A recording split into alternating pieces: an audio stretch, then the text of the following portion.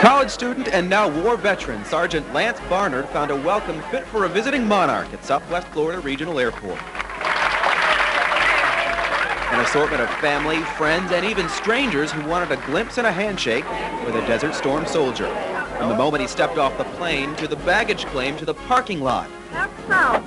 Thank you. Barnard received nothing but star treatment. At home, a welcome back celebration, all of which Barnard finds a bit surprising. It was overwhelming. I had somewhat expected it, but to see it myself, it was really wonderful. 6 months ago, Barnard was working toward a degree at Florida State. Then on October 9th, he got his orders with only 24 hours notice. It's a night his mother, Ginger, remembers well. It's about 6:15. I was just fixing dinner and getting ready to eat myself, and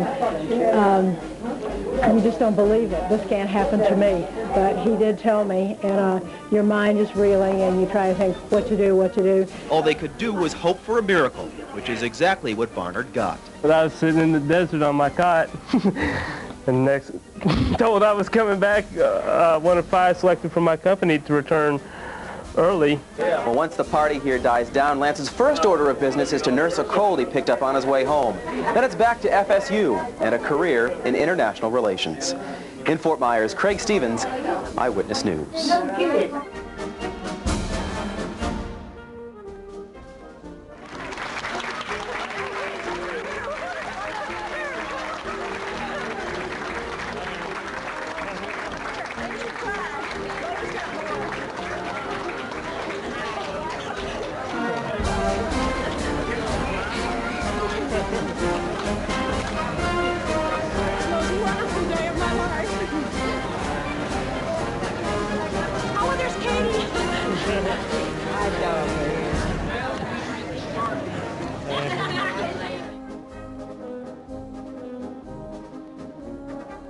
Is Perspective, a public affairs presentation of Wink News. Hello, I'm Christina Penza. Welcome to Perspective. We've become accustomed in recent weeks to shots of Gulf War soldiers returning for happy reunions. But what happens when the celebration's over? Those working in soldier and family support groups suggest some soldiers may be left with problems that catch them by surprise. Now, with me today to take a look at this is Sergeant Lancelot Barnard, who recently returned from the Gulf, and a man who counsels military families, Reverend John Hunt from the Faith Presbyterian Church, and that is in Cape Coral. Thank you both for being with us today. Thanks. Sergeant, you were saying a little earlier that you find it harder to be here than you did to be over there in Saudi Arabia. Yes, having returned, it seemed like it was a lot harder for the families over here than it was for us over there. It was more exciting over there than it was traumatic. So what are you dealing with as far as being back with your family now? I mean, the celebration is somewhat dying down for you. Is it what you expected? As far as the celebration? As far as dealing with your family and getting back into regular, everyday life.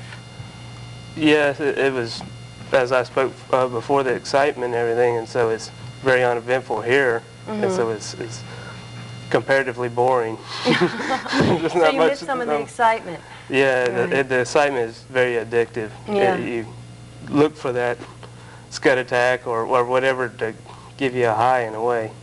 Reverend Hunt, now he's talking about something that seems kind of mild, that, you know, the kind of the boredom is set in. But you were also a chaplain in Vietnam, and you say that there are other problems that could be more severe that soldiers face in getting back together with their families.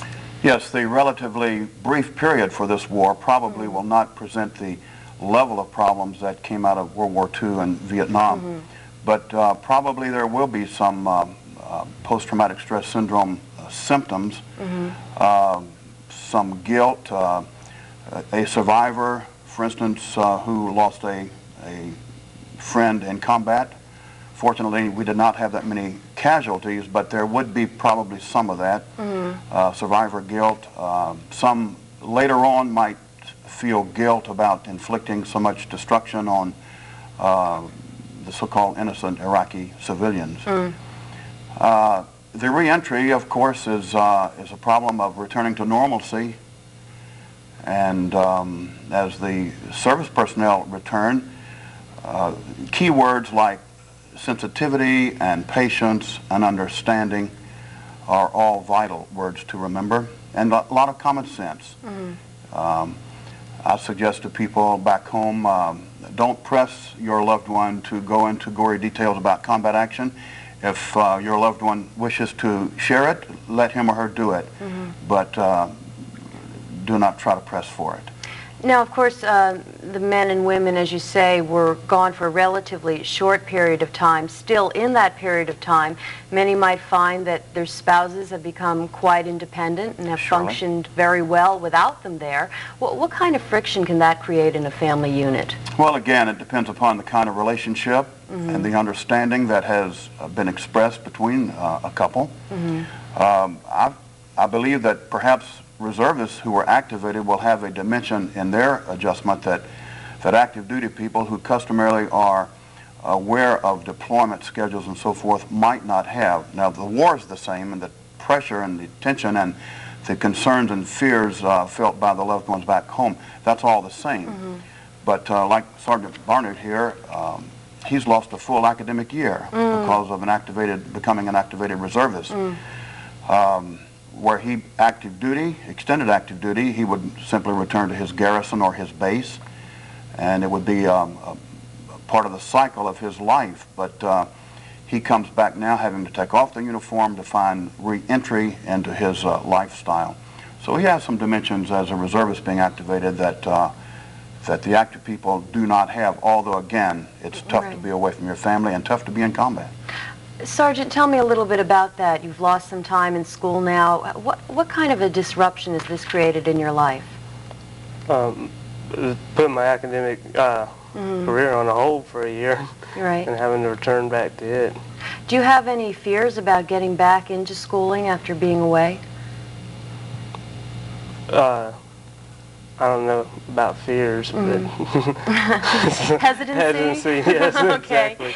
Now, briefly, we just have a little bit of time left, but we were talking earlier about how we perceive the war here at home with all the Scud missile attacks, and you were saying that you saw it in a very different light. Just tell me about that. Well, they used to report on the radio because we heard on the same radio broadcast that you all would hear about. We're gripped in fear, yet we ran outside and had Scud parties. We would watch them get blown up. So it was quite different than what we thought. Thanks for being with us today, folks. Thank you for joining us on Perspective.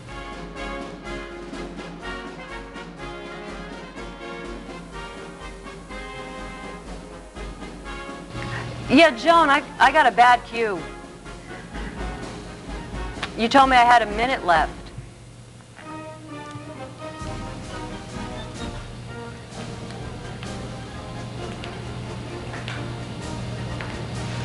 All right, hold on just a second, folks.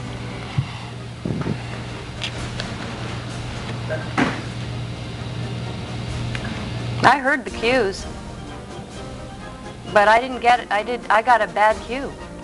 Okay, as long as you know. I got a minute cue and then I got a wrap. Okay.